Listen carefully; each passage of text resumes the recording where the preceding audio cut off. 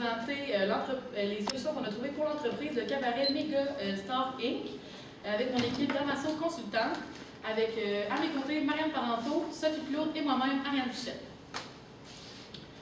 Pour ce qu'on a trouvé pour les mandats et les objectifs, on va premièrement vous montrer qu'on a ajusté les états financiers de l'entreprise selon les normes comptables en vigueur.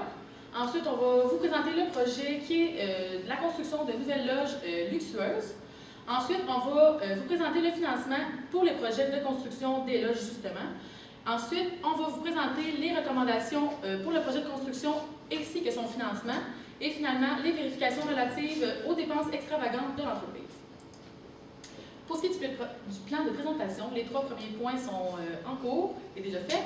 Ensuite, on va vous présenter les forces, les faiblesses, les opportunités et les menaces. Ensuite, on va vous montrer les ajustements des frais de représentation de l'entreprise, les états financiers audités, c'est-à-dire le bilan et les états des résultats. Ensuite, on va vous présenter de long en large le projet, à quoi ça consiste. Ensuite, on va vous présenter les 3 options de financement, les recommandations et les solutions, et finalement, le mot de la fin et la conclusion. Pour ce qui est des forces et des faiblesses, on va commencer avec les forces. Premièrement, leur plus gros point fort, c'est la solide réputation que l'entreprise a. Ensuite, ils ont une possibilité de louer la salle de spectacle qu'ils possèdent pour apporter plus d'argent à l'entreprise.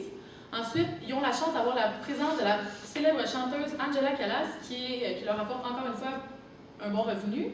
Ensuite, à chaque semaine, il y a 3 présentations qui sont pratiquement complètes chaque soir, ce qui est aussi très bon pour l'entreprise. Et finalement, ils ont une campagne publicitaire d'envergure qui leur montre une grande visibilité pour eux. Ensuite, pour les faiblesses, il y a une ambiance très froide entre les actionnaires, ce qui est vraiment négatif pour eux, qui pourrait vraiment les nuire à la longue et court terme aussi. Ensuite, ils ont remisé des décors pour une certaine saison qui sont maintenant inutilisables puisque à cause de la température de la pièce sont finis. Ensuite, leurs commis comptables n'ont aucune formation en comptabilité, ce qui les nuise aussi puisque l'exactitude des résultats sont vraiment faussés ou moins bons qu'ils pourraient être. Au niveau des opportunités, l'entreprise a dernièrement aussi sa clientèle et s'est fait une franche réputation à ce niveau-là et a aussi comme but d'aller voir plus loin que Montréal et Laval. Ensuite, l'entreprise a la chance d'avoir une première partie qui est soutenue par une nouvelle chanteuse qui va éventuellement devenir probablement aussi populaire que Mme Callas. Depuis, l'entreprise a reçu trois offres d'achat dernièrement, ce qui prouve que l'entreprise a une bonne valeur.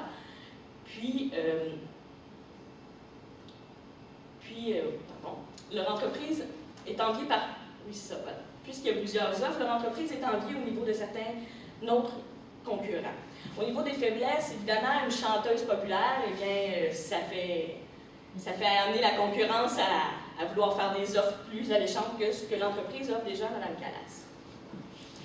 On va passer à l'ajustement des frais de représentation. On a pu constater, avec les données qui nous ont été remises, que certains frais de représentation n'étaient pas représentatifs de la réalité comptable. Au niveau des sorties et des activités diverses, évidemment, il faudrait vérifier si les informations qu'on a obtenues sont valables et s'ils sont liés directement avec l'emploi de Mme Callas.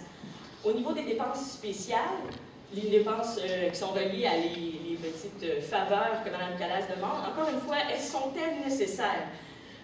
Sont-elles relatives à son emploi? C'est à évaluer, mais nos données que nous avons ne nous permettent pas d'évaluer s'ils sont directement reliés à son emploi. Au niveau du dépistage des nouveaux talents et des auditions diverses, on a conclu que cette partie-là faisait vraiment partie des frais de représentation, puisqu'elles permettent à l'entreprise d'évoluer et c'est directement en lien avec un bénéfice futur. Au niveau des soins esthétiques, encore une fois, il s'agit ici de quelque chose de beaucoup plus personnel. Les vêtements à chaussures, c'est vraiment... En plus, il est dit qu'il est pour usage personnel, donc ces frais-là ne sont pas dans son contrat de Mme Callas, donc devraient être enlever des frais de représentation et assurer à sa charge personnelle. Au niveau de l'état des résultats, comme vous pouvez le constater, on a fait quelques modifications qui changent grandement le bénéfice de l'entreprise.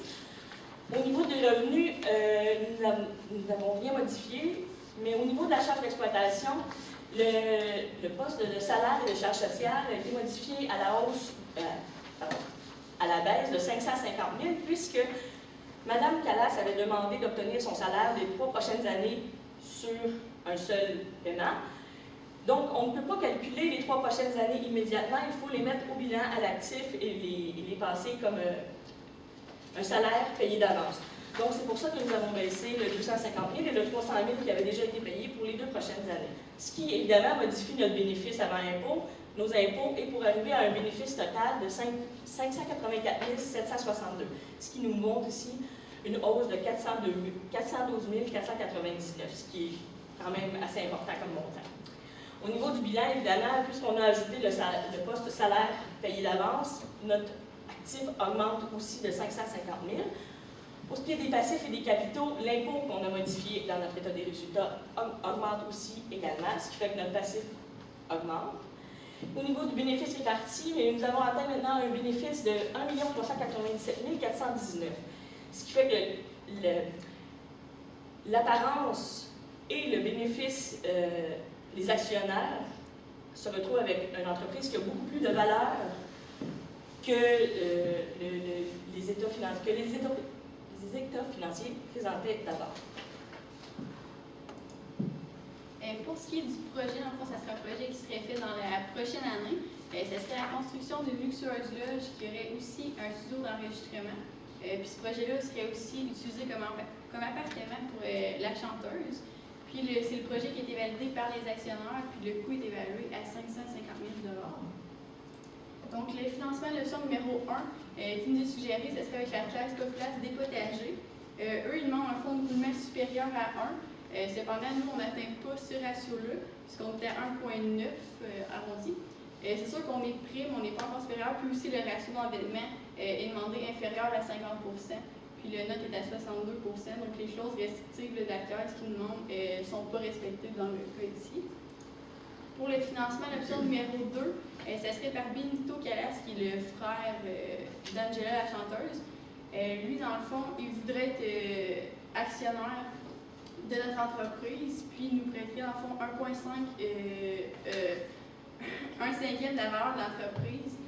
Puis on ne retiendrait pas cette source de financement-là, vu que c'est une source peu fiable. On le connaît vraiment un peu. On a quelques connaissances, vu qu'il est dans la famille d'Angela. Puis aussi, vu qu'on a déjà des conflits entre les actionnaires, c'est peut-être pas une bonne idée d'en rajouter un plus pour peut-être avoir d'autres conflits.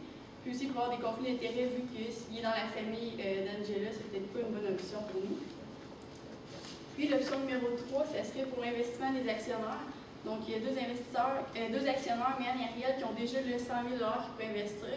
Puis pour les deux autres, eux, ils devraient contracter un prêt personnel, puisqu'il est mentionné qu'il n'y avait pas l'argent disponible. Donc ils feraient l'emprunt de 100 000 $ chacun avec 10 % d'intérêt sur 5 ans. Puis aussi, il va leur manquer une somme pour combler le solde pour le projet. Donc, ils devront faire un emprunt avec le plan accord accordéon. C'est celui qui serait le plus rentable pour eux avec un 7 % d'intérêt. Pour les recommandations et les solutions, la première qui se rapproche au principe comptable du rapprochement des charges et des produits, c'est faire un appel à un expert pour l'évaluation de l'amortissement du nouveau décor, parce que dans le fond, ils veulent faire l'acquisition de nouveaux décors puisque les anciens sont inutilisables maintenant. Donc, on voudrait faire appel à un expert pour avoir des chiffres vraiment précis pour pouvoir mettre les états financiers vraiment plus vrais et la comptabiliser mieux. Au niveau du principe de la bonne information, évidemment, avec des immobilisations qui sont en perte, il faut les mettre dans l'état des résultats afin que, évidemment, les états financiers soient précis.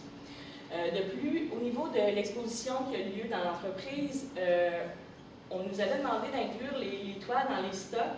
Par contre, je ne considère pas cela approprié puisqu'il s'agit d'une consignation où l'artiste loue, si je peux me permettre, un espace pour un revenu qui nous loue l'espace pour exposer ses toiles, moyennant un 10 % sur la totalité des ventes. Mais puisque les ventes n'ont pas été effectuées encore, on ne peut pas comptabiliser ce montant pour l'instant. Puis pour ce qui est de la dernière recommandation, nous, on conseille en fond, si le conflit entre les actionnaires réussit à se régler, s'ils réussissent à mieux s'entendre et qu'il y ait une ambiance plus adéquate, ça soit plus agréable pour eux, on leur suggérerait d'aller de l'avant avec le projet. puis de choisir là, la troisième option de financement qui serait l'investissement par les actionnaires, puis avec, par la banque pour combler le montant qui leur reste.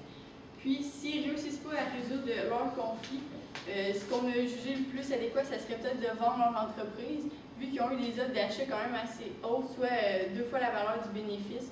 On a peut-être jugé que ce serait mieux pour eux de vendre, vu qu'ils ont eu une offre quand même assez grande, que leur ambiance est quand même assez froide dans l'entreprise. Ça va peut-être pas très bien, mais c'est sûr que ce qui serait le mieux, vu que leur entreprise va quand même assez bien, ils ont un bon bénéfice, ce serait de régler le conflit en premier lieu, mais si jamais ça ne peut pas se régler, peut-être aller avec la deuxième option. Sur ce, merci beaucoup, mesdames, de nous avoir écoutés. Ça nous a fait plaisir de partager avec vous nos informations que nous avions découvertes sur l'entreprise. Cabaret, Mégastar, Inc. Merci. Je voudrais savoir le 1/5 de la valeur de. C'est correct. Okay. Le 1/5 de la valeur de l'entreprise de 279 000, c'est calculé comment? Pour Benito Calas. Ça a été calculé sur la valeur de. Sur la valeur de l'entreprise au niveau du bénéfice non réparti, je crois. Est-ce que c'est ça? Ça serait 1/5 des BNR. Oui, je crois que oui. Pour répondre à la question, oui. Je me demandais au niveau des dépenses là, de 160 000 de dépenses là, environ personnelles. Je sais là, que vous avez comme fait une analyse par type d'activité que vous considérez qui sont relatifs à. Mais là, dans le fond, il y en a une que vous dites que c'est relatif à l'emploi, mais tu sais, c'est un voyage à Bora Bora. Fait que moi, en tant qu'actionnaire, je trouve pas que ça. Ce qui nous a fait douter, si je peux me permettre, de cette information-là, c'est que il est indiqué et invité. Alors, est-ce qu'il faudrait préciser si les invités font partie de clients potentiels, de groupes qui voudraient avoir des forfaits sur des billets, exemple, quelque chose comme ça, qui est dans le but de vendre l'entreprise? Comme l'information ne nous est pas donnée, on n'a pas voulu s'avancer. Puis pourquoi vous ne l'avez pas, tu sais, dans le fond, c'est des pensées que vous considérez qui ne devraient pas être dans l'entreprise, qui n'ont pas rapport à l'emploi. Moi, sont encore dans les chiffres là, des états financiers d'entreprise, dans votre bénéfice recalculé. Vous ne les pas ajustés. C'est justement parce qu'on n'était pas sûr de la qualité des informations qu'on avait, qu'on n'a pas voulu vous induire en erreur avec des chiffres sous-estimés finalement en baissant une charge qui ne devrait pas l'être si elle n'a pas à l'être. C'est bon, merci. J'avais une question au niveau du décor qui est plus utilisable. Là, il est encore présenté dans mon actif. Puis, est-ce quelque chose qu'il va falloir que je fasse avec ça? Oui, éventuellement, lorsqu'on aura fait appel à un expert pour pouvoir évaluer correctement la valeur de notre perte, il faudra évidemment retirer des immobilisations quand nous aurons calculé la perte estimée à cette immobilisation. Dans votre analyse de force ouest, de partie menace, vous me dites qu'Angela, comme menace, dans le fond, elle a reçu d'autres opportunités d'emploi à l'extérieur, mais à l'usine, elle partira pas. Oui, mais il faut prendre en considération que nos concurrents pourraient lui offrir quelque chose de plus. Et en plus, si le conflit qui est présent au sein de l'entreprise, qui se situe au niveau des frais de représentation, il faut voir que si on coupe d'un côté, elle va peut-être vouloir aller chercher ailleurs. Donc, c'est d'où le fait de prendre cela comme une menace pour l'entreprise. Ça va faire quoi pour moi si C'est elle qui rapporte beaucoup. Là, dans le fond, elle, c'est vraiment notre célèbre chanteuse. Dans le fond, elle rapporte beaucoup de clients. Bien, on imagine qu'elle rapporte beaucoup de clients, étant donné que c'est vraiment une chanteuse célèbre. Là, on pense que c'est vraiment comme une source pour apporter beaucoup de clients. Le comptable il nous a dit qu'il avait changé la méthode de comptabilisation des revenus, qu'il avait mis ça dans les revenus payés d'avance. Est-ce que son traitement est adéquat? Est-ce que...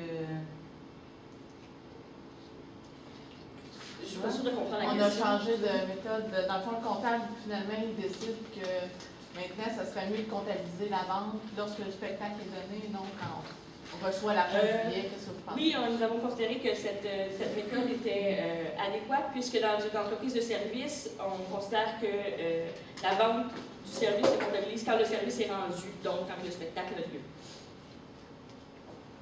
Le fait que mes billets ne sont pas remboursables, ça vient pas faire que, tu sais, de toute façon, l'argent est à moi, je vais pas avoir à les rembourser à mes clients. Ça change rien le fait que mon billet soit pas remboursable? Sûrement que oui. Je suis désolée, celle-là, je peux pas y répondre. J'ai pas d'autres questions. Au niveau de mon financement, dans le fond, on a refusé tout de suite d'aller chercher l'emprunt bancaire avec la Banque Place, mais est-ce qu'il y aurait un moyen que je pourrais peut-être bonifier mes ratios pour essayer de les respecter? Tu sais, je vois qu'on n'est pas si loin, on est-tu un... Effectivement, en diminuant les charges d'exploitation, on arriverait à augmenter notre bénéfice, puis à probablement arriver à faire augmenter notre...